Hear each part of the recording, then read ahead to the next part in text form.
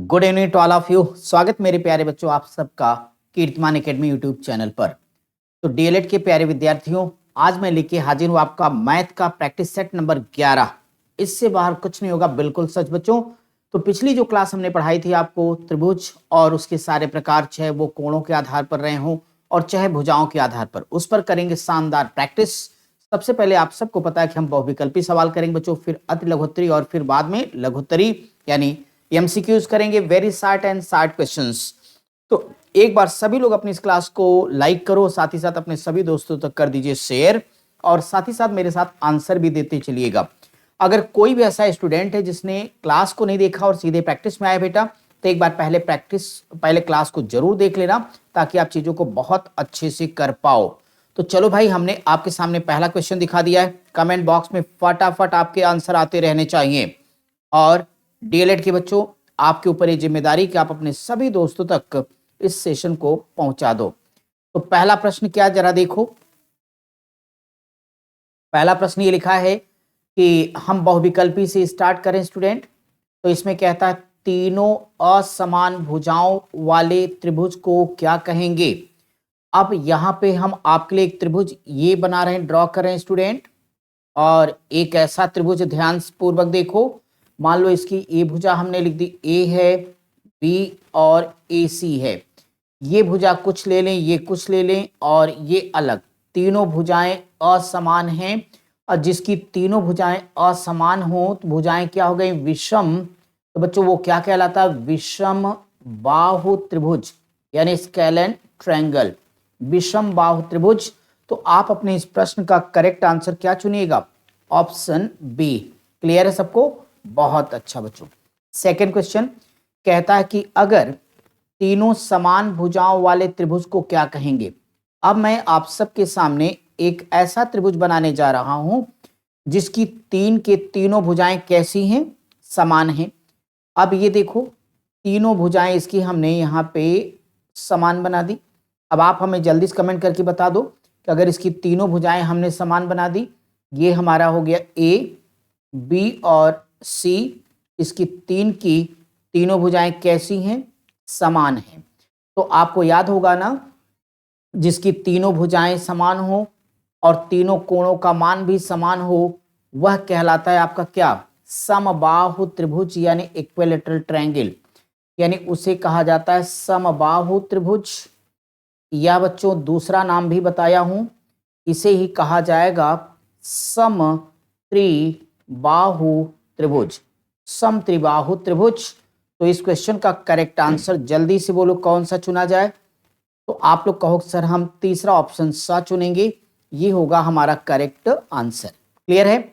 चले अगले सवाल पर बच्चों, सभी को अच्छी तरीके से चीजें समझ में आ रही है ना। अगला क्वेश्चन, अगला ये कहता है दो समान भुजा वाले त्रिभुज को क्या कहेंगे। अब अगर दो समान भुजा वाले त्रिभुज आपको बताने हैं, तो लीजिए हमने यहाँ पे दो समान भुजा वाले त्रिभुज आपको दिखा दिए। ये अब ये त्रिभुज का नाम हमने लिया ए, बी और सी। ये सारा कॉन्सेप्ट पिछली क्लास में पढ़ाया हूं, अगर कोई स्टूडेंट ना देखा होगा देख लेगा उस क्लास में बेटा। ये दो भुजाएं समान है, तो एंगल बी और एंगल सी का मान भी तो समान हो जाएगा, और जिसकी दो भुजाएं समान हो उसे कहा जाता है समद्विबाहु त्रिभुज। समद्विबाहु त्रिभुज उसे कहते हैं बच्चों। अगर समद्विबाहु त्रिभुज कहेंगे तो आप हमें बताएं फिर तीसरे वाले क्वेश्चन का करेक्ट आंसर आपके हिसाब से हमें क्या चुनने चाहिए। तो कहोगे समद्विबाहु, यानी पहला ऑप्शन आपको करेक्ट यहाँ पे चुनना पड़ेगा। कौन सा ऑप्शन, पहला आपका उत्तर हो जाएगा, पहला आपका यहां से आंसर होगा। चलिए भाई अगले क्वेश्चन की तरफ देखो। कहता है प्रत्येक न्यून कोण वाले त्रिभुज को क्या कहते हैं। तो प्रत्येक न्यून कोण वाले त्रिभुज को क्या कहते हैं, यानी एक ऐसा त्रिभुज जिसके तीनों कोण न्यून कोण हो। बच्चों न्यून कोण होने का मतलब मान 90 डिग्री से कम हो। जैसे हमने यहाँ पे ए, बी और सी लिखा, मान लो हमने इसको लिख दिया कि चलो बच्चों ये 50 डिग्री है, और इसको बेटा लिख दिया हमने 60 डिग्री, 6 5 11 110, तो ये लिख दें कितना 70 डिग्री, क्योंकि तीनों मिला के 180 होना चाहिए। देखो इसको तीनों कोण कैसे, न्यून कोण 90 डिग्री से कम है, 90 डिग्री से कम है, तो इसे क्या कहा जाएगा, कि सर ये एक्यूट एंगल ट्रायंगल है, यानी बच्चों ये न्यून कोण त्रिभुज है और इसका मतलब न्यून कोण त्रिभुज, यानी option B is the right answer. Option B is the right answer. अगले क्वेश्चन पर आ जाओ बच्चों। लिखा है कि समद्विबाहु समकोण त्रिभुज, समद्विबाहु समकोण त्रिभुज में दो कोणों का जो योग होगा, समद्विबाहु त्रिभुज में दो कोणों का योग होगा, कितना होगा? 90 डिग्री। अब यहां से एक बात समझना कि ये कह रहा है समद्विबाहु लेकिन समकोण त्रिभुज है, तो यानी एक ऐसा त्रिभुज है बेटा, रुक जाओ इसको मिटा के मैं फिर से बना दूं। यहां से देखो, ये एक ऐसा त्रिभुज है, एक ऐसा त्रिभुज ये है कि यह एंगल तो 90 डिग्री का है, लेकिन ये दो भुजाएं इसकी बराबर हैं। जब दो भुजा बराबर होंगी तो दोनों कोणों का मान भी क्या होगा? बराबर होगा, यानी फिर ये भी 45 डिग्री होगा और ये भी 45 डिग्री होगा बच्चों। 45 को अगर हम आपस में जोड़ देंगे तो ये अपने आप कितना आएगा? 90 डिग्री आएगा। तो आप लोग क्या बोलोगे कि भाई देखो, अगर आप कहोगे समद्विबाहु समकोण त्रिभुज के दो कोणों का योग कितना होगा, तो डंके की चोट पर दो कोणों का योग होगा 90 डिग्री, यानी पांचवें का सा करेक्ट आंसर होगा। बच्चों कहता है प्रत्येक आयत का प्रत्येक कोण कितने का होता है? मुझे बताओ, आयत का प्रत्येक कोण आपको सिखाया हूं, कितने का होगा? ये चीज 90 डिग्री का होगा। आयत का प्रत्येक कोण 90 डिग्री का होगा। बच्चों याद है ना, पूरा डिटेल में परिभाषा सिखाया हूं एक एक करके। डीएलएड में 25 आपका कोई रोक नहीं सकता बच्चों। तो आयत का प्रत्येक कोण हो जाएगा 90 डिग्री, तो ये आपका करेक्ट आंसर 90 डिग्री पहला हो चुका है। कोई डाउट है किसी को तो एक बार कमेंट करके हमें बताए। सभी को क्लियर बच्चों? चलिए बहुत सुंदर, अगले सवाल पर आ जाओ। और ये है वर्ग की प्रत्येक भुजा होती है। चलो वर्ग आप बताओ मुझे।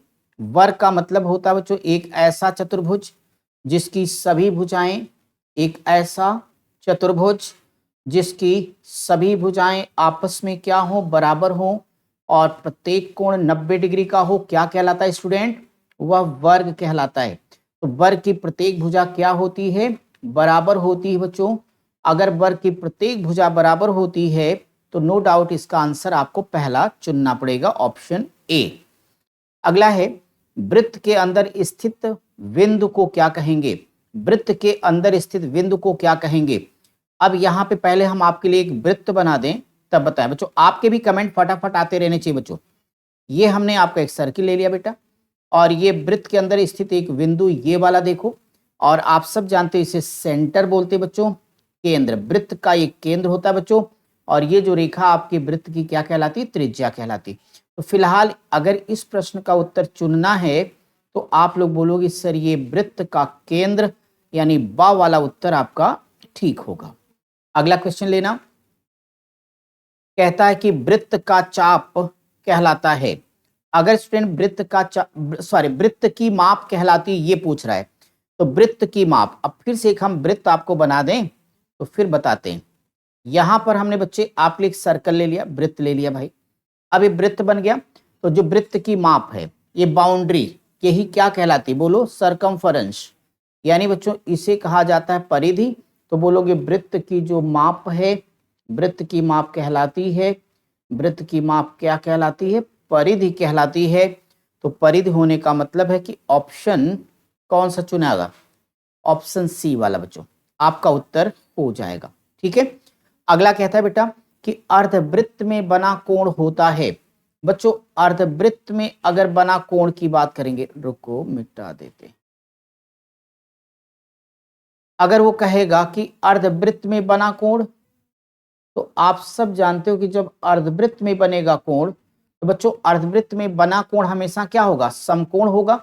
अर्धवृत्त में जब बनेगा कोण तो वो क्या होगा? समकोण। चलो इतने रहने दो। तो अर्धवृत्त में बना कोण हमेशा बच्चों क्या होता है? समकोण। और समकोण का मतलब क्या? 90 डिग्री का। तो अर्धवृत्त में बना कोण क्या होगा? समकोण होगा। समकोण का मतलब 90 डिग्री। नेक्स्ट क्वेश्चन लेना। नेक्स्ट में कहता है किसी भी बंद आकृति की परिसीमा की लंबाई क्या कहलाती है? किसी भी आकृति की बंद परिसीमा की लंबाई, चलो हमने आयत ही लिख दिया, तो बंद आकृति की जो परिसीमा बेटा, तो परिसीमा को ही क्या बोला जाता है? परिमाप। परिमाप का मतलब या परिमिति बोला जाता है। परिमाप या परिमिति यानी ये है आपका पेरीमीटर। क्या है ये? पेरीमीटर कहलाता बच्चों।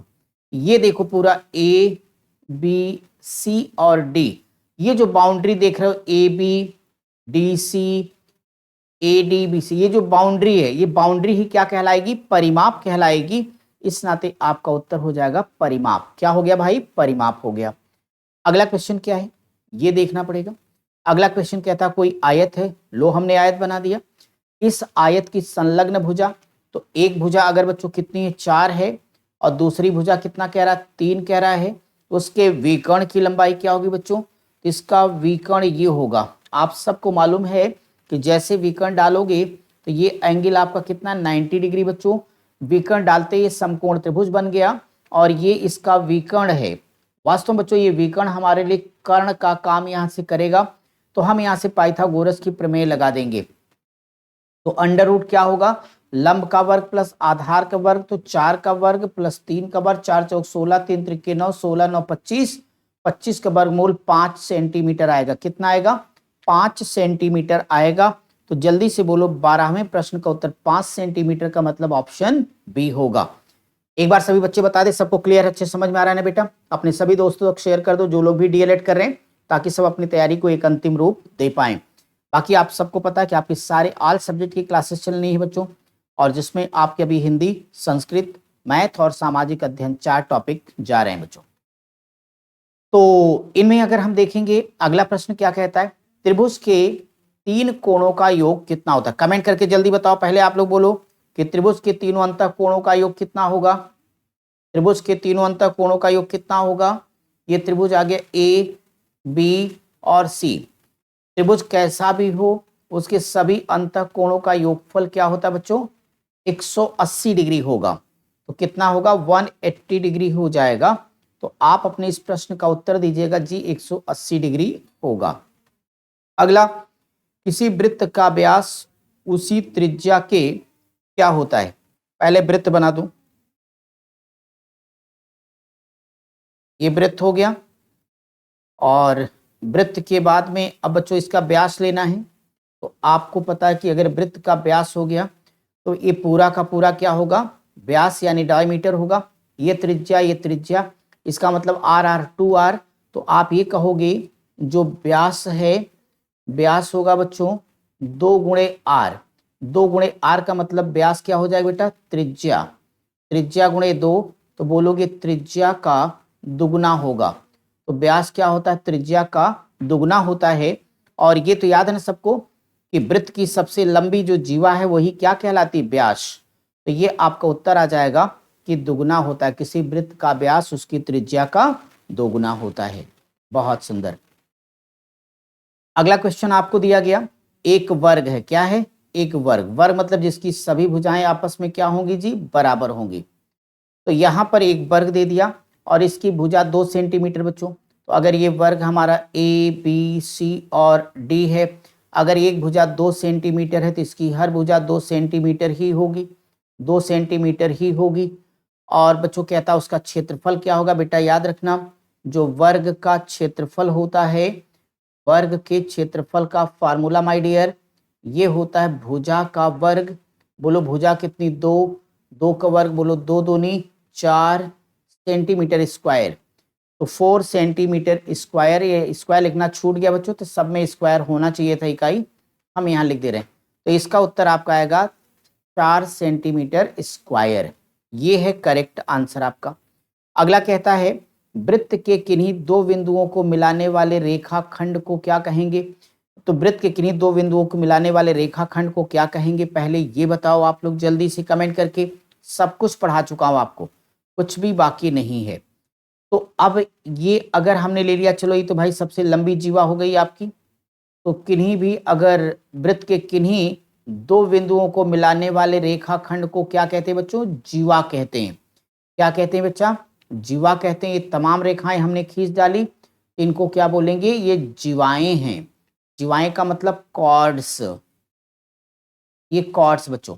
तो वृत्त के किन्हीं भी दो बिंदुओं को मिलाने वाली रेखा क्या कहलाती जी? जीवा कहलाती। क्या कहलाती है? जीवा।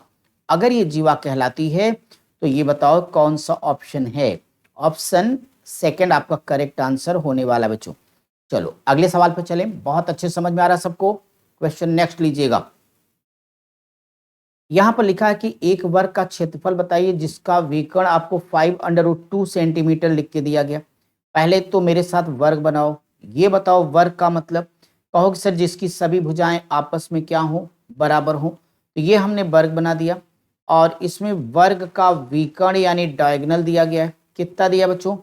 5√2 सेंटीमीटर। तो क्या बताना हमको? क्षेत्रफल बताना है।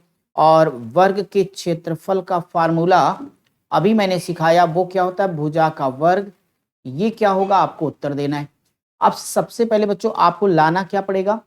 वर्ग का विकर्ण। बेटा याद करो कि वर्ग का विकर्ण निकालने का फार्मूला है √2 गुणे में भुजा। तो पहले भुजा निकालो। तो अब बोलना कि सर √2 गुणे भुजा बराबर विकर्ण। विकर्ण 5√2 लिखा बच्चों, तो 5√2 तो 5√2 का मतलब 5 इंटू √2। आप कहते हो ना इधर चिलमन से झांके उधर चिलमन से वो लगा दो, चिलमन में आग नहीं है झांके ने वो। √2 से √2 काट दो। मुझे ये बता दो कि जो भुजा है वो कितनी है? 5 सेंटीमीटर बच्चों। इसलिए जब इसका एरिया निकालोगे, क्षेत्रफल निकालोगे, भुजा का वर्ग यानी 5 का वर्ग, तो 5 × 25 सेंटीमीटर का स्क्वायर आएगा और यानी ऑप्शन बी आपका करेक्ट आंसर होगा बच्चों। बताओ कोई किसी को परेशानी है? अगला सवाल कहता है एक त्रिभुज में हो सकते हैं क्या? 2 अधिक कोण? नहीं। 2 समकोण? नहीं। 2 न्यून कोण? हाँ। 60 से छोटा कोण? ना। यानी ये क्लियर हो जाएगा कि यहां से करेक्ट आंसर आपका क्या हो जाएगा कि एक त्रिभुज में अधिकतम हो सकते हैं 2 न्यून कोण। माय डियर स्टूडेंट, तो आज का जो सेशन था इसमें हमने आपके लिए सारे के सारे बहुविकल्पी प्रश्न किए बच्चों। और चूंकि हमने इसमें नॉन स्टॉप आपको 18 सवाल शानदार तरीके से समझाया बच्चों, तो जो कल की क्लास होगी उसमें हम आपको फिर मैथ का प्रैक्टिस ही कराएंगे और जिसमें बच्चों अति लघु उत्तरीय प्रश्नों पर एक लंबी प्रश्नों की सीरीज लेकर के आएंगे बच्चों। अति लघु उत्तरीय प्रश्नों को कल हम आपकी क्लास में सॉल्व कराने वाले बच्चों, जिसमें 20 से भी ज्यादा क्वेश्चंस कल की क्लास में प्रैक्टिस होंगे। और जब हम इसे कंप्लीट कर लेंगे तो इसमें फिर लघुत्तरीय प्रश्नों का भी प्रैक्टिस सेट कंप्लीट करेंगे बच्चों। चूंकि अपने गणित समापन की तरफ है, पहले अब अच्छे से प्रैक्टिस करिए। एक बार कंप्लीट हो जाए फिर धुआंधार प्रैक्टिस हम आपका करवाएंगे। आज के सेशन करते हैं यहीं पे समाप्त, लेकिन आप सब फिर मिलिए कल। तब तक आप सब पढ़ते रहिए, स्वस्थ रहिए, मस्त रहिए। बाय बाय बच्चों।